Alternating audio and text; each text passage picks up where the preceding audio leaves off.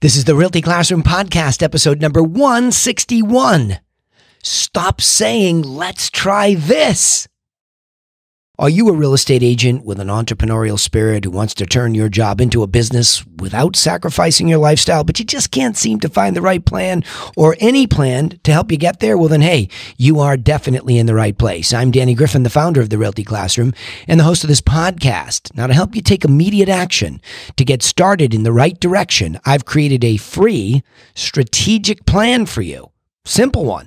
Not complicated. It's free, it's simple, and it's waiting for you at freeagentgift.com. It'll help you get organized once and for all in this business. And if you're new, don't start any other way than strategically. I wish somebody a long time ago was there to tell me this. All right, let's get going in this episode. Stop saying, let's try this. What do you mean? Does that mean don't be innovative? Don't be creative? No. Not in the least. But the biggest problem that I see as a coach of top producers, which obviously any top producing advice that I would give would be something that you'd want to get to a rookie agent immediately. And that is this attitude that somehow the real estate agent business, and I'm not talking about agency, I'm talking about us individually as agents, because that's what makes up an agency. So if you want a successful agency, each agent, an independent contractor for the most part in our industry, needs to stop saying, let's go try this. Okay? Here's the first reason why. One idea is not a strategic business plan. See, the idea of strategic, big ugly word for you, I suppose, business plan, hyphenated, I guess. It's a scary two words to put together because the minute we hear all that, it sounds like a lot of work. And it's something that perhaps most of us have never done. I know for a fact, because I train agents from all over, major companies, small companies, it's very rare, if ever, you see a comprehensive business plan be given to an agent. That's why in my agency, the Griffin, as we proliferated across the country right now, that's the foundational premise of what we're doing. We have a plan. In fact, we do the same thing for our sellers and buyers. We have a plan. This is what makes us unique. We have a strategic plan. It's simple. A fifth grader could read it and understand it, so you definitely will. And it's effective and it works. You don't need complicated. But it is comprehensive. So the word is comprehensive. There are steps, stages, modules, you call them whatever you want, in a plan. But over time, what I've done, and that's at freeagentgift.com, it's sitting there waiting for you, can see what I'm talking about because I give it to you. It's my best what to do stuff for free. You don't have any obligation to do business with me, ever listen to another podcast. It's the same way we treat sellers and buyers. They have no obligation to do business with us, but the best what to do advice we can give for free, we have productized and we give it away. And that's our premise as a company. The big why the Realty Classroom and the Griffin exist is to serve as many people as possible in the right way, to be a person for others. That's my personal calling. So the idea of a plan is just the right thing. Now, that'll be lost on a lot of you. A lot of you will say, well, I just like by referral only, or I just like lead generation, and I just like this, and I don't do that, and I'm the type of person. All of that is a cognitive business distortion. In other words, cognitively, we're thinking about the business incorrectly, distortion. So cognitive distortions, you can Google that. You'll get a fabulous little list you can get. I've seen a variety of numbers of cognitive distortions. Some of them repeat each other, like all or nothing thinking, exaggeration, etc., right? Really, really simple stuff that is used in cognitive behavioral therapy. In our world, and Napoleon Hill talked about it in his great book, Law of Success, it's inaccurate thinking. That we believe we can do business based on one idea or one piece of the business. I'm not saying that you won't sell some houses with one idea.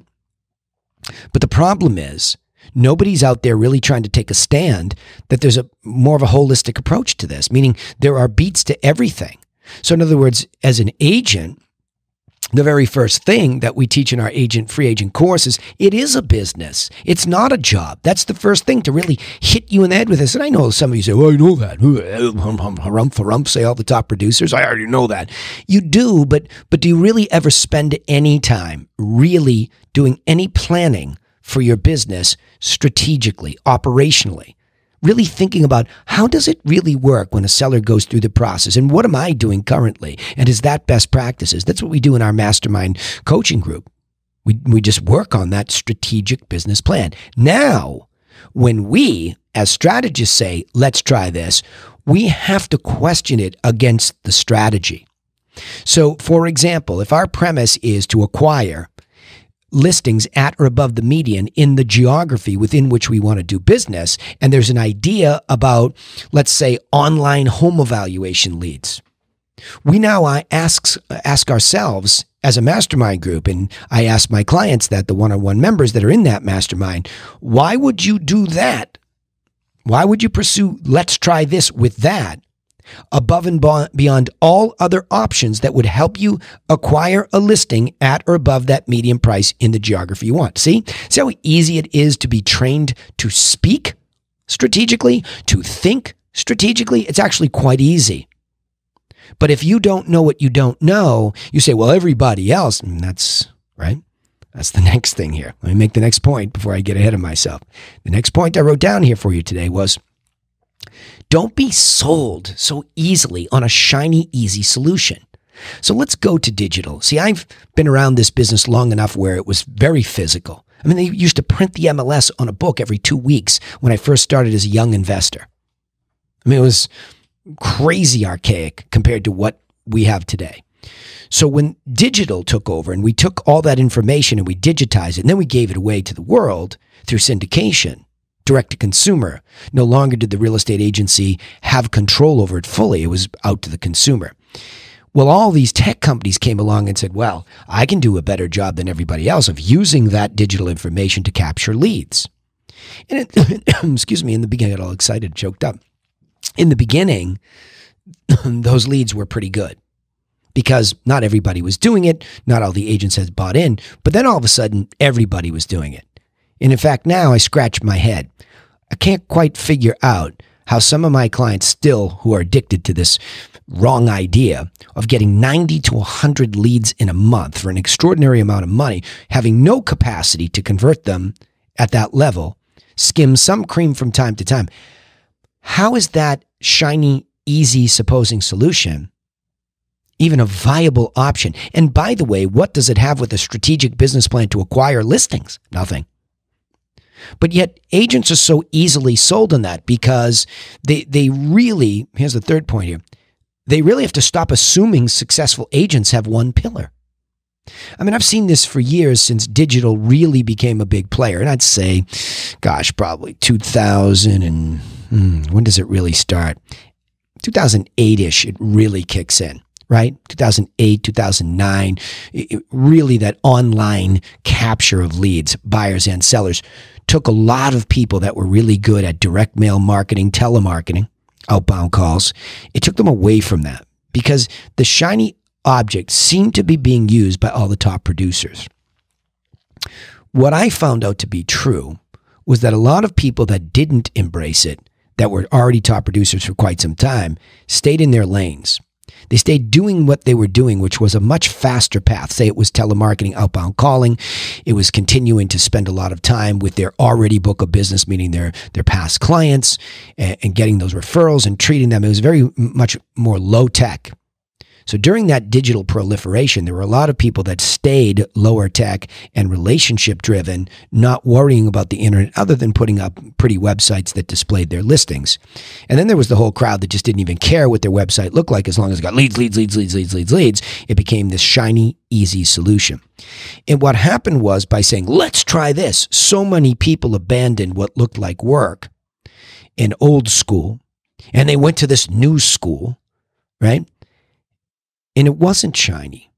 It wasn't easy. It became more and more expensive.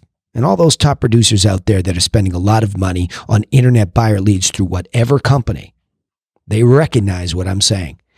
It's expensive. And a lot of the leads they're getting are below the median price in the area they're targeting, and they're buyers predominantly, not sellers. So you see what I'm saying? For me, that was in direct conflict with what I felt and my mastermind group felt was a much smarter strategic business plan to crack the code, per se, on how to acquire listings above the median price in the geography that we want. So that made us think. That made us ask questions ourselves. We stopped looking outside, and I finally stopped in the beginning of my own coaching program, which began back almost 10 years ago now. I'd come from another one working within it, which had a lot of the good fundamentals, but that was attacked also by a lot of what went on with digital.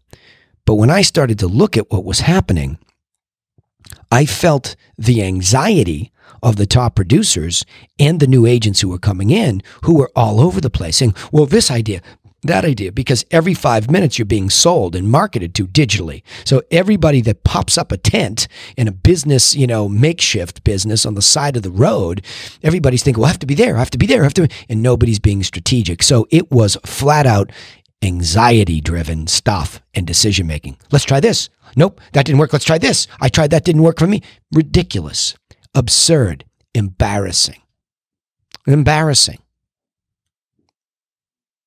We should be embarrassed for making business decisions like that. We would get laughed out of any venture capital meeting if we were trying to raise capital, and that was your plan? Well, I try this, and I try this, and I try this, and then all of a sudden you look at your income statement, your margin. I know more top producers going broke than anybody else. I know some hard-working agents that really, their plan is to try to get those listings and take care of their past clients. Once they're there, they have a better profit margin than a lot of top producers who are just chasing every single idea by saying, let's try this as a business plan. So you have to stop assuming that successful agents who are very good at the listing agent business or agencies have one pillar. It's not just one idea that you might see. Well, I noticed that they did drone pictures on everything, and I'm going to do drone pictures, and I'm going to do it for every listing. It's just such an absurd way to say, let's try this one thing that I see without asking questions against some kind of a business structure. Freeagentgift.com, I give you the structure. I get you thinking about it. I give you an infographic that I use to this very day that I gleaned from the work of Michael Gerber to keep me grounded from having some whacked out entrepreneurial seizure like he talks about, that thinks just because that prevents me from thinking just because I know how to sell a high-end house doesn't mean I know how to create the whole business. So I have to have a process for that. You need a process. You need a system for making good decisions. And then you can try things because they fit. It makes sense. So I wanted to do direct mail. It sounded like a good idea. Back in the olden days, a lot of people had good direct mail, but I needed a better premise for it. It wasn't just a random batch of postcards that went out the door with some reverse prospecting language. It had to be strategic. I felt like it had to be of value. I felt like it had to be my best stuff for free. You see, I started to ask better questions, and I created direct mail marketing that now works like a charm. Because it empowers the consumer. It doesn't bait and switch them. It doesn't trick them into some digital spot. Yes, they go to my website to vet me, to see that it's all real. That's my storefront, and I obsess over that, yes. But it's all strategic now. So direct mail is a very big part of my business, but it's strategic. The direct mail, we spend more money on it now per piece, but it goes to people that really have a why. See what I mean? I'm just trying to give you some anecdotal, conversational, thought-provoking stories about how I do business like this. But I see it as a whole, and that's my final point here. You should, because I do, and it's successful, ask yourself questions constantly about strategy and look for all the pieces of the puzzle. You see, that's our solution here, is that there are some ideas that may very well fit into a good, solid business plan that helps you sustain and be predictable. There is. There are great ideas. Like I said, direct mail, I'm staring at it on my desk right in front of me while I do this podcast. That medium of direct mail turned out to be something that was very important for my acquisition of those types of listings from people I didn't know in my geography at or above the median price. But as a holistic look at it, just mailing those out to people and hoping they would call me wasn't good enough. So I had to look at a second medium, telemarketing. So what scripting do you create that can cut through all the noise of an outbound call to somebody like that. Whether you're circle prospecting, expireds, probates, FISBOs, doesn't matter. You have to think about what you're going to say to make a value proposition to get the direct mail in the mail. So you're beginning to see a holistic process.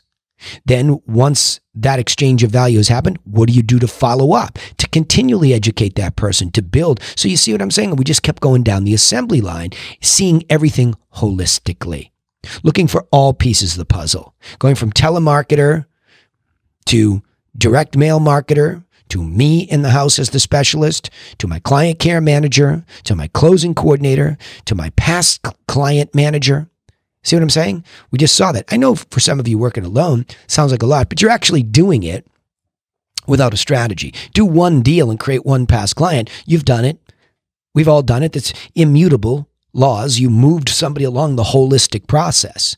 And it wasn't one thing that made you successful. It was this networking of steps and modules and things that you did. Okay, let me go back and summarize this. Please stop saying in your brain, whether you're new, top producer, let's try this. Especially if it's, let's try this. I saw that guy or gal doing it and they're killing it. Because here are the points. One, idea is not a strategic business plan. Two, don't be sold so easily on a shiny, easy solution. No such thing. Some of the solutions are good as part of your whole. Third, stop assuming successful agents have one pillar. That's ridiculous. We have many. We have a holistic approach. And last, ask yourself questions constantly about strategic approach and look for all the pieces of the puzzle that you'll need. Let me summarize it with this statement. Whatever the reason real estate agents have for making whimsical decisions, business decisions, is causing a pandemic of a let's try this approach to business building, leaving the majority lost in a mess of wasted money, starting and stopping strategy, and downright depression. And some of them even quit the business over it. The cure is to start seeing individual ideas as simply part of a holistic strategy that helps build a more predictable and sustainable way of doing business rather than just idea chasing. All right, now remember, you can take immediate action and get started in the right direction with a copy of our free agent strategic plan. It's waiting for you at freeagentgift.com. It's meant to provoke you to think strategically, and I give you a one-page infographic that you can see how I follow mine. Also, don't forget, you can subscribe to the podcast on iTunes, Spotify, or wherever you listen. We'd also love to hear from you, so please comment on our posts if you see them out there. Email us, whatever it is, danny.griffin@therealtyclassroom.com. I'll look for what you have to say, and I'll answer some questions here. But I find that most of you are hiding in the woods or in the bleachers, so if you just listen to this, great. But I'm going to sign off the same way I always do, with a provocation here, okay? I appreciate that you're listening, but I want you to remember, nobody's coming for you. Nobody. So go get to work on your own business planning, and we'll see you in the next episode to help you do just that. Thanks again.